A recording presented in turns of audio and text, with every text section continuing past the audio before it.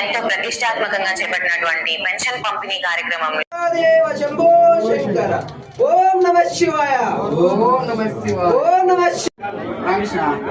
బాబా అది కొంచెం దగ్గరికి వెళ్ళిపోదు బాబు.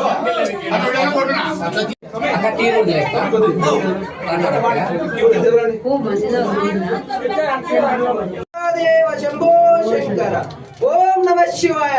ఓం నమః శివాయ. ఓం నమః శివాయ. ఎందుకు ఇప్పుడు కనపడుతుంది బాగా నీట్ గా.